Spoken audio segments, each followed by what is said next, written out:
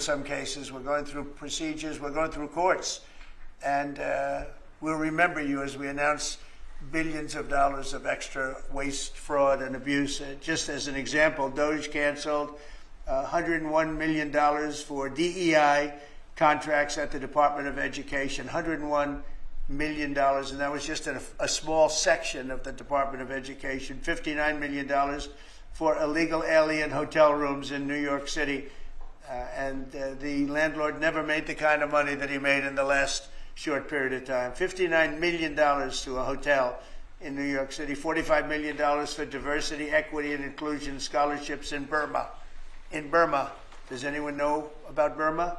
$42 million for social and behavioral change in Uganda. $40 million to improve the social and economic inclusion of sedentary migrants. I can say it's $2 billion to Stacey Abrams and her environmental movement. There was $100 in the account, and all of a sudden they found $2 billion in the account. And I assume that's being looked at. I don't know. I'm not sure, but I assume that's being looked at. Think of that, $2 billion.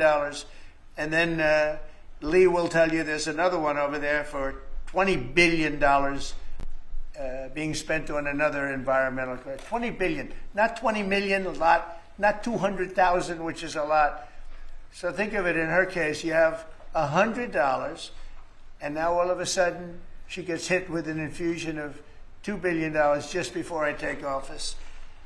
$20 million for Arab Sesame Street in the Middle East. Nobody knows what that's all about. Nobody's been able to find it. $8 million for making mice transgender. So they spent $8 million on making mice transgender. And those are better than many of the others. I could sit here all day and read things just like that, but we have other things to do. So it's much, much more than just that. We're totally committed to making the DOGE cuts permanent and stopping much more of the waste in the months to come. We want to get our great, big, beautiful bill finished and done. After that, we put some of this into the bill, but most of it's going to come later. We're going to have it cauterized by Congress, affirmed by Congress.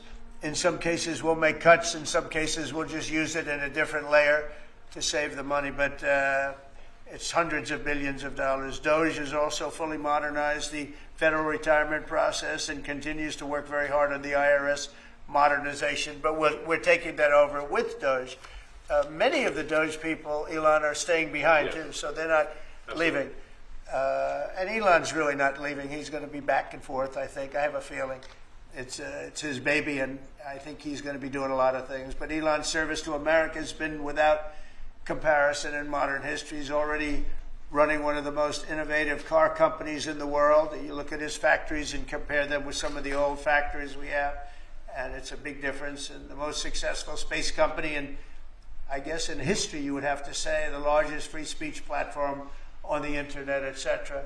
Yet Elon willingly, with all of the success, he willingly accepted the outrageous abuse and slander and lies and attacks because he does love our country. I know that very much. He loves our country. He comes from another country, a country that's going through trials and tribulations, I would say. But he's all about the USA, and Americans owe him a great debt of gratitude. So I just want to thank Elon for his time as special government employee. Can you imagine? They called him an employee, but it's a special government employee, and for coming and helping us. And he really has changed the mindset of a lot of people. A lot of people thought, maybe we'll cut 1% or 2% or 3%. Then they said, wow, we can cut a lot more than that. And we're going to do it very surgically. We're going to continue on the march. We're making America great again. When I was in Saudi Arabia, and we were in, as you know, three really great countries, predominantly the three.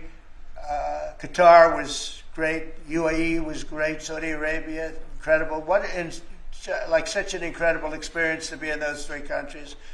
But the Crown Prince of Saudi Arabia, and I must tell you, the great leaders of the other two that we just mentioned, they all said the same thing, that the United States is the hottest country right now anywhere in the world. And 6 months ago, we thought it was dead. It was like a dead country. and it would have been a dead country if we didn't have the right result on November 5th. It would have been a horrible, horrible situation was going on with the borders, with transgender for everyone, men playing in women's sports, and so much more. But they were saying the hottest country anywhere in the world. And then I played that little clip because I was one person who was respected, but there were two people, because Joe was in that one too. Joe's a good man. But that was one group of people saying something about the success of what we've done over the last 4 months. They cannot believe it. In the one case, they said they've never seen anything like it as long as they've been doing what they've been doing. They've been doing it for a long time. So I want to thank Elon for helping. And again, you know, the United States right now is the hottest country anywhere in the world. There's no country as hot, and we're doing really well. When I left, we had no wars, we had no problems. We defeated ISIS, we rebuilt our military, and we had no inflation. And when I came back, we had a lot of inflation. We had wars all over the place. We had the embarrassment in Afghanistan where we gave up billions and billions of dollars of military equipment, the most embarrassing moment in the history of our country, I believe. I believe that strongly. We have Russia with Ukraine. We had the attack in Israel in October, the horrible attack, October 7th. Horrible, horrible attack. Nobody's ever seen anything like it. And now we have something where we're really healing a lot of that. We stopped India and Pakistan from fighting. I believe that could have turned out into a nuclear disaster. And I want to thank the leaders of India, the leaders of Pakistan, and I want to thank my people also. We talked trade. And we said we can't trade with people that are shooting at each other and potentially using nuclear weapons. And they're great leaders in those countries, and they understood, and they agreed.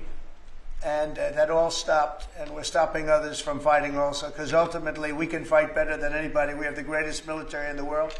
We have the greatest leaders in the world. We put one of them in charge of the Joint Chiefs of Staff, as you know, General Raisin Kane. And we wiped out ISIS, completely wiped out ISIS in 3 weeks. They said it would take 5 years, and we did it in 3 weeks. And that's the way it is. But we don't want to have to use our military. We want to be peace through strength when we can. And that's the way we're going to have it. So I just want to thank Elon and all of his people. Most of those people are staying. Almost all of them are staying, and they're going to be with us.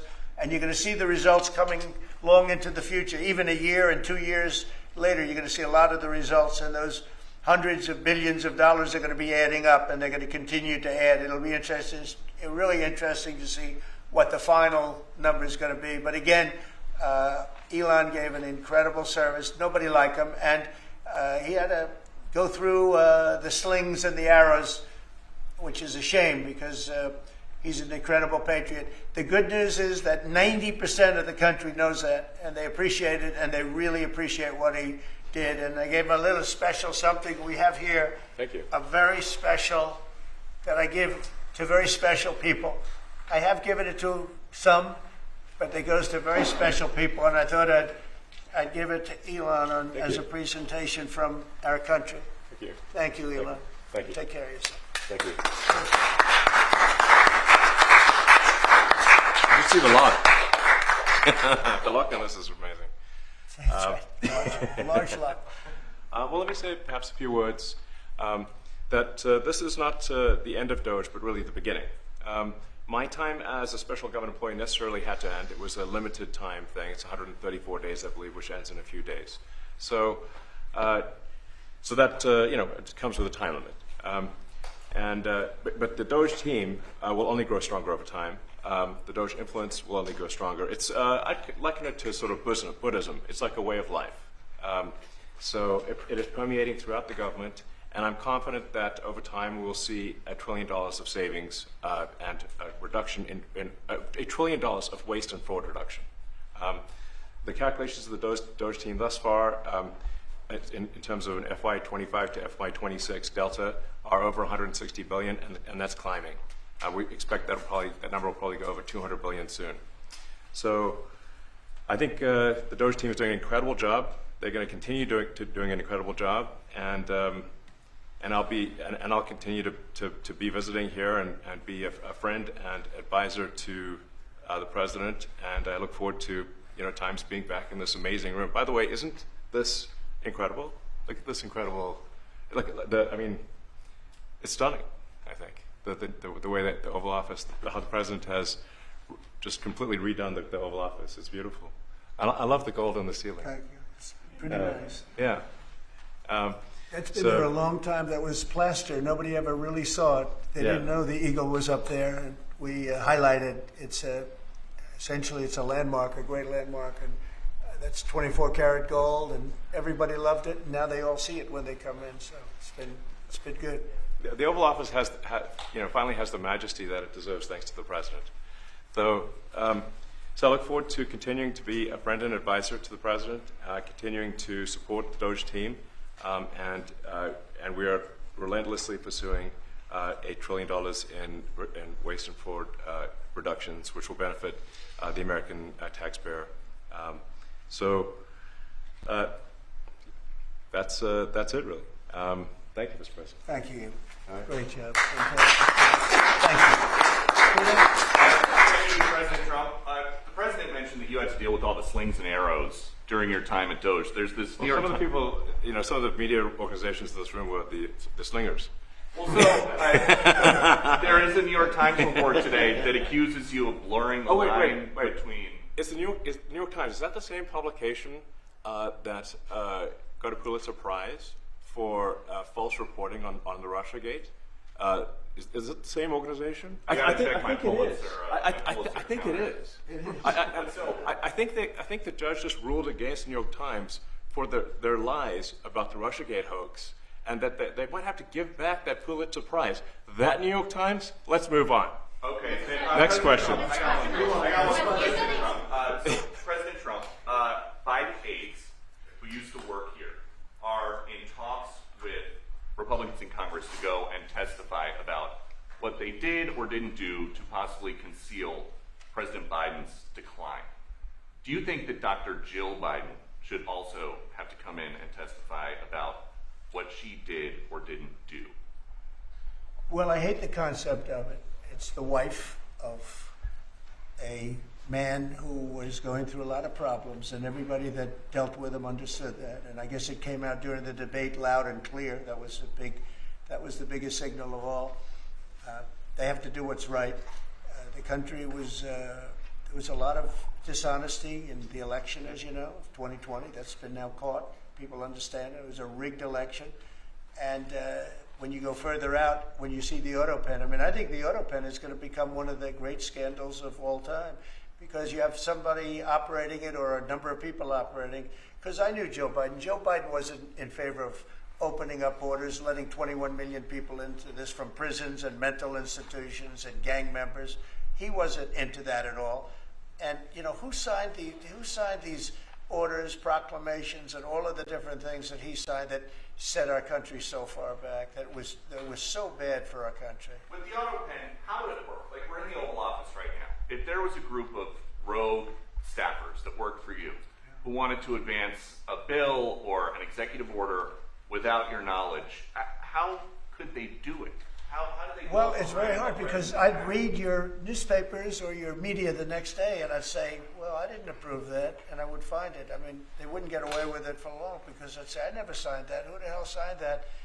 Auto pens, to me, are used to sign letters to people, because we get, I think they said 20,000 letters a week, and you like to be able, when somebody takes the time to write a letter, it's nice to sort of write back. And auto pens are meant for that. Auto pens are not meant to sign major proclamations or tax cuts or borders, anything having to do with the border, which is so important. And if it happened on my watch, I would be able to see it, because the next day or sooner I'd be reading about something that I knew nothing about, and who the hell signed this? So I almost never used the auto pen. In fact, yesterday I was signing about 81, I think it was 81 proclamations and statements to people that I think should be signed by us. I think when you write letters to foreign dignitaries or presidents or prime ministers, you should be signing those letters, not done with auto pens. I understand he signed almost everything with an auto pen. It's a very dangerous thing. It really means you're not president. Whoever operated the auto pen, and we think we know who that is, and it was actually more than one person, but that's not what the presidency is all about. I hardly used to hear Mr. that. President, on Are you China. going to reinstate the tariffs on China? You said that they violated the agreement with the U.S. Well, they did. They violated a big part of the agreement we made. You know, if you read that whole statement, I was very nice to them. I helped them because they were in trouble with the stoppage of a massive amount of business. But I'm sure that I'll speak to President Xi and hopefully we'll work that out. But yeah, it's a violation of the agreement. Yeah, please. Mr. President, can you give us an update to the latest ceasefire agreement that Israel has agreed to, but Hamas is still considering? Well, they're very close to an agreement on Gaza, and we'll let you know about it during the day or maybe tomorrow, and we have a chance of that. And I think we have a chance of making a deal with Iran also. They don't want to be blown up. They would rather make a deal, and I think that could happen in the not-too-distant future. That would be a great thing if we could have a deal without bombs being dropped all over the Middle East. That would be a very good thing. They can't have a nuclear weapon. We want them to be safe. We want them to have a very, very successful nation. Let it be a great nation, but we can't have that. They cannot have a nuclear weapon. It's very simple. And I think we're fairly close to a deal with Iran. Mr. Musk, a question for Elon. Yeah, please. You said just now that you look forward to being a friend and advisor to the president. So do you expect to continue advising the president and DOGE informally, or are you going to sort of shift your focus entirely to your companies? Well, I expect to continue to provide advice whenever the president would like advice. I hope so. I mean, yeah, I expect to remain a friend and an advisor, and certainly if there's anything the president wants me to do, I'm at the president's service. Mr. Musk, on DOGE, you said that there was $1 trillion promise for cuts from Yes, I think we do expect over time to achieve the $1 trillion. But what have you found in your time here was the biggest roadblock to getting those cuts? Was it the cabinet, or was it Congress, or something else? What was the biggest roadblock from your work? It's mostly just a lot of hard work. It's really not any one person or Congress. It's going through really millions of line items and saying just each one of them makes sense or does not make sense. Obviously, at times when you cut expenses, those who are receiving the money, whether they're receiving that money legitimately or not, they do complain. And you're not going to hear someone confessing that they received money inappropriately. Never. They're going to always say that they received money appropriately for an important cause. Naturally, that's what you'd expect. So we just have to. It's just a lot of work going through the vast expenses of the federal government and just really asking questions. What's this money for? Are you sure it's actually being used well? Many times we can't even find anyone who defends it. So for a lot of the expenses, there is actually no defender at all. And then we have to just work through the process of stopping the spending, where there's often literally no defender. Nobody even knows why the money's being spent. It's truly absurd. I mean, we find situations where there are millions of software licenses with 0 people using them. 0. Exactly. This is the quizzical expression. You're like, surely, if there's millions of software licenses, someone should be using them. No, and then we've got to go through the process of saying, okay, look, if no one's using the software, we need to terminate this software license agreement. That's everywhere in the government, by the way. Mr. Musk, what do you think would be easier, colonizing Mars or making the government efficient? It's a tough call, but I think colonizing Mars and making life multiplanetary is harder. And as I said, we do expect to achieve over time the $1 trillion of savings. We can't do it in like a few months, but if you say by I think the official end of DOGE, which the president may choose to extend, is the middle of next year. If you say by the middle of next year, with the support of the president and Congress, could we achieve $1 trillion of savings? I think so. We're on track to do so. Do you have faith that Congress is going to Go ahead. Mr. President, you had mentioned earlier in the week that DOGE had become a whipping boy, and as the president mentioned, you went through a lot to go through this process. Yes. Was it worth it for you, and what would you change? Yes, so what we found was happening was that if there were any cuts anywhere, then people would assume that was done by DOGE.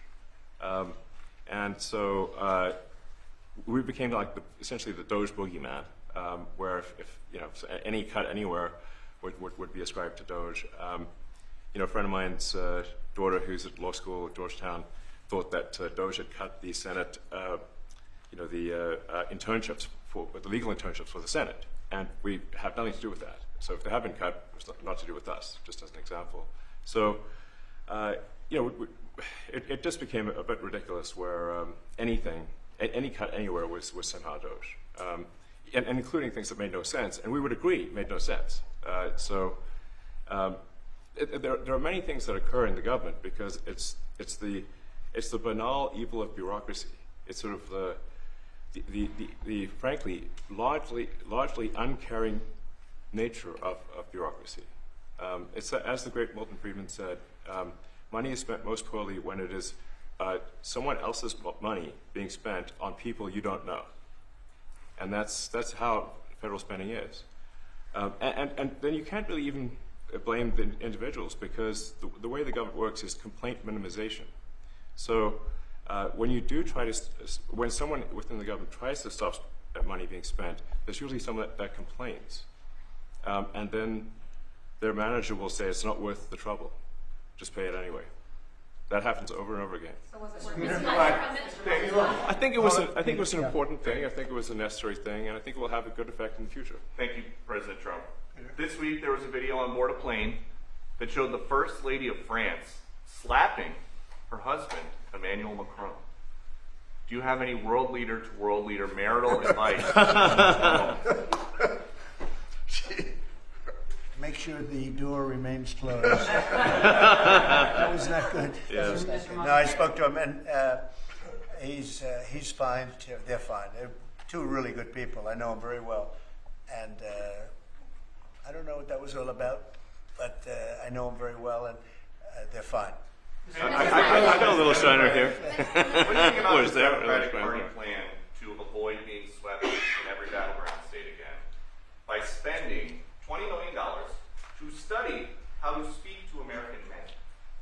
Well, they spent 2.8 billion. We spent 1.5. We spent much less. We spent about half of what they spent, and at the end they were $28 million short. They had to be. They spent 2.8 billion. It's a lot, but they couldn't get 28 million at the end, and now they want to spend. I read that they want to spend money to learn how to talk. That's fake. You don't want to be fake. You shouldn't have to hire consultants to say what America needs, because then the consultants should be running the deal, not them. But I read that they want to spend a lot of money in each state. So we won all 7 swing states, 7 out of 7. We won a lot more than that. We won the popular vote. We won everything, and they want to spend money to find out what they did wrong. And I mean, I could tell you what they did wrong. I could tell you every one of their programs. When they say men playing in women's sports, I would say that's not a winner. When they say transgender for everybody, I think that's not a winner. When they say open borders so the entire world population of criminals can pour into our country, I don't think that's a winner. I mean, I just gave them that for free, but I don't know if they'll change their ways. I see them all the time. I see people that I know in Congress, Democrats, they're trying to justify some of the things I just said. You can't justify them. I always hear they're 80-20 issues. I say they're not 80-20, they're 97-3. They might be 99-1. They're not 80-20. They wish they were 80-20. And they're wasting a lot of money if they're going to continue with that nonsense. And this Mr. one's a President, little more on of a a big- page 6 question, but back when you hosted The Apprentice, you mentioned once in 2012 that Diddy was a good friend of yours back then. He has since found himself in some very serious legal trouble. Yeah, that's true. Would you ever consider pardoning him? Well, nobody's asked. You had to be the one to ask, Peter, but nobody's asked. But I know people are thinking about it. I know they're thinking about it. I think some people have been very close to asking. First of all, I'd look at what's happening, and I haven't been watching it too closely, although it's certainly getting a lot of coverage. I haven't seen him. I haven't spoken to him in years. He used to really like me a lot, but I think when I ran for politics, that relationship busted up. From what I read, I don't know. He didn't tell me that, but I'd read some little bit nasty statements in the paper all of a sudden. it's different. You become a much different person when you run for politics and you do what's right. I could do other things, and I'm sure he'd like me, and I'm sure other people would like me, but it wouldn't be as good for our country. As we said, our country's doing really well because of what we're doing. So it's not a popularity contest. So, I don't know. I would certainly look at the facts. If I think somebody was mistreated, whether they like me or don't like me, it wouldn't have any impact on me. Mr. President, on the big beautiful bill, would you like to see the Senate build in some support for your tariffs on the big beautiful bill, or should that be a standalone bill? I have great support on the tariffs. I mean, I was so honored that we got that ridiculous stay lifted, because that would have taken away presidential power. It would have taken away everything that was granted by the founders. It would have been a terrible thing. And it would have, most importantly, would have left us vulnerable. We have a lot of countries that use tariffs on us and use them viciously, actually, viciously. And if we didn't have the power to use tariffs on them, and instantly, not when you go back to Congress and try and get hundreds of people to agree on something, that would take months to get just one simple proclamation. If we didn't have the power to counteract their powers, you wouldn't have a country left. We have to act fast. We have to be fast and nimble, as they say. And that was a really great moment, I think, yesterday when that stay was lifted. And hopefully now we'll go to court and just win that battle. Because if we don't have the power to do what they're doing to us, we are going to be a great nation no longer. Quickly, Mr. President, Elon Musk was once idolized by folks on the left in this country before joining your administration. Now he's considered a hero by conservatives. Why do you think this man, what he's done in American life, has been so politicized? Well, his life has been amazing. I mean, I look at so many different things. I look at that rocket being, guided back into position. I've never seen that before. I thought it was a space movie. I thought it was a movie. You look at what he's done in terms of communication. It's been unbelievable. So many different, even tunnels going underground, not having to go through all the process of going, he's got a company that does that. He's got so many different companies. Starlink, as an example. He saved a lot of lives, probably hundreds of lives in North Carolina. I don't even know if you remember, but I called you. They needed Starlink in North Carolina. And I didn't know what the hell Starlink was. I said, what is it? Who owns it? He said, do you know Elon Musk? I said, yeah, I happen to know the gentleman. This was before his government stay. And they said, we really need it, because North Carolina was literally became an island. It was, people had no communication. They had no access to anything, and they were dying. And I called up Elon, and you can't get it because it's so successful. It's very hard to get. And he had so much of it brought over there, and they told me it was unbelievable. It saved a lot of lives. So, he's just done a lot of things. I don't think he gets credit for what he's done. But he's a very good person, too. You know what? If he wasn't a good person, but he did the same things, I'd probably maybe speak differently. He happens to be a really good person who loves the country. Mr. Musk, beautiful bill. You had indicated this week that there were some things you didn't like about what had passed in the House. What changes do you want to see the Senate make? And you had also indicated there were things you didn't like about the bill. What would you be suggesting he push senators to change in their version? Well, I'll tell you, I'll go first. It's an unbelievable bill. It cuts your deficits. It cuts, it's a huge cutting. But there's things I'd like to see maybe cut a little bit more. I'd like to see a bigger cut in taxes. It's going to be the largest tax decrease or cut in the history of our country. I'd like to see it get down to an even lower number. I was shooting for a slightly lower number. I would have liked to have done that. But with all of that being said, when you look at the tax cut and the fact that the original tax cut, which made us so successful, we had the most successful 4 years in the history of our country, the economy, and this is going to be even better. And you see that by the reports that came out just yesterday or tonight. I guess they were released this morning at 8 o'clock. You see the kind of numbers where somebody that's a pro is like, whoa, I haven't seen numbers like this since I've been doing this.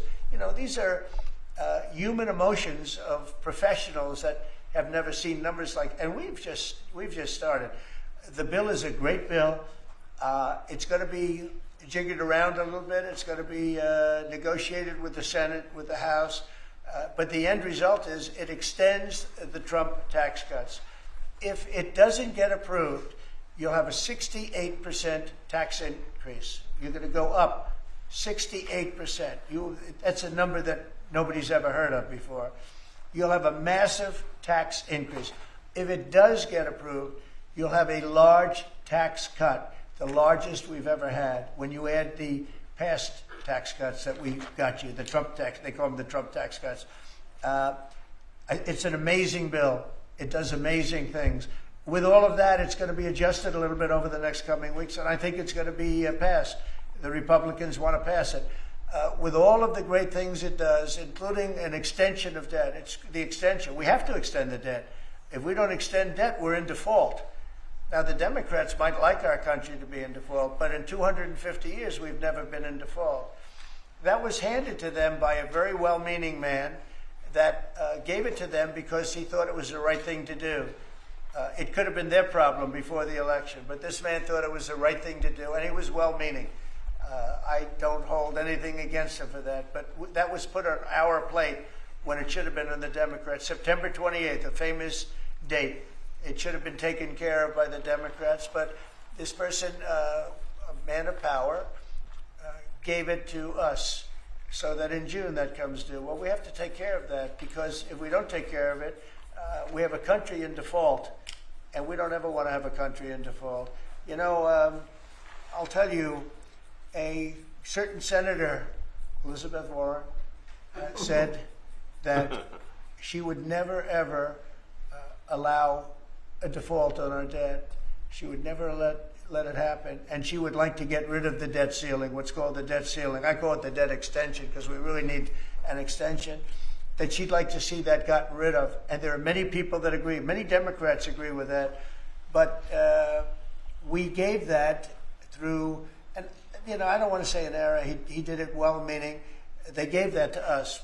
It was a Democrat problem just before the election. Would have had a huge impact on the election, and to our benefit. We won anyway, but to our benefit.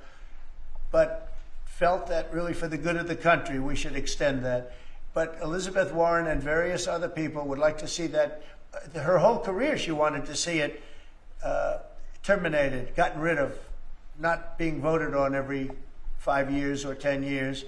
And the reason was because it's so catastrophic for our country. And I always agreed with her. That was one thing I agreed with her on.